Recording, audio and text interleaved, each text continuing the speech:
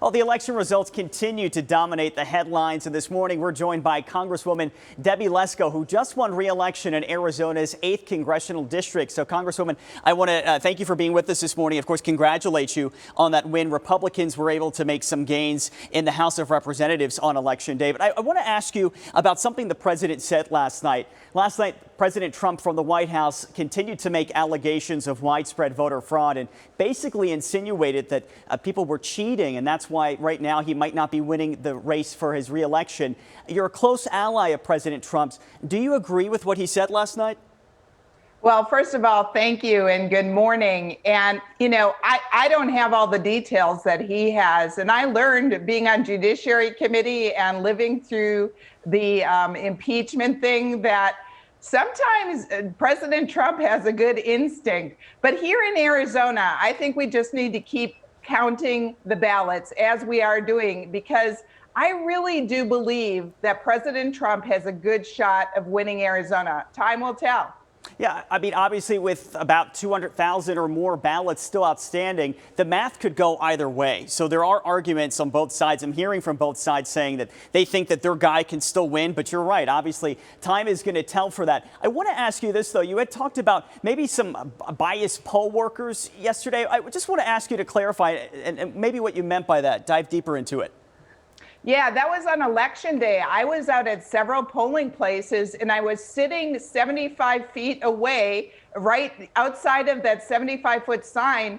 And a woman who was the inspector with Maricopa County elections just came up to me, said I couldn't be there. I couldn't have a sign. There was no signs allowed. There was no electioneering allowed, even though on the website it said there was. And then she took the 75-foot sign and she just moved it randomly to the middle of the parking lot, probably about 200 feet away. And I said, you just can't make up things. So I called my contact, who I've known for 20 years in Maricopa County elections, and she called this woman and said she just can't do that. And so the woman had even torn down signs like McSally signs and put them inside the polling places, and she had to put them back. And so I just assumed she must be very biased. Okay, Congresswoman Lesko, I want to ask, did you report that, though, to elections officials? Did you report it to Secretary Hobbs' office? Did you report it to Adrian Fontes' office? I reported it right to the Maricopa County elections. Christy Passarelli, who I've known for 20 years. She's worked there for probably 20 years. She's a good person. I called her directly.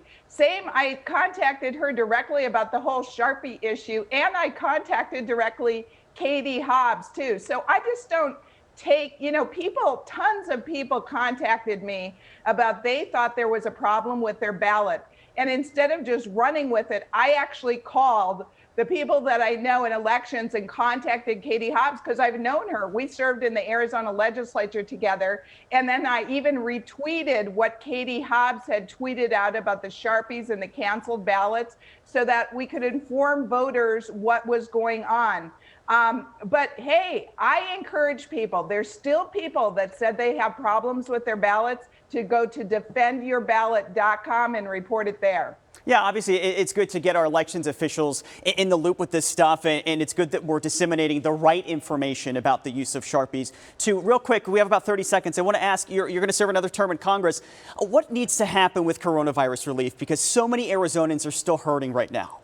We need to pass it, and I hope that now that the election is over, that if Nancy Pelosi is still there, well, she will be there through the end of the year, that she allows us to have a negotiated relief package to help Arizona businesses, American businesses, and workers throughout the nation. All right, Congresswoman Debbie Lesko winning in Arizona's 8th congressional district. No doubt, whatever happens, we are going to need both Republicans and Democrats to come together to come up with a deal for the American people. But Congressman Lesko, I want to thank you for being with us this morning. Thank you.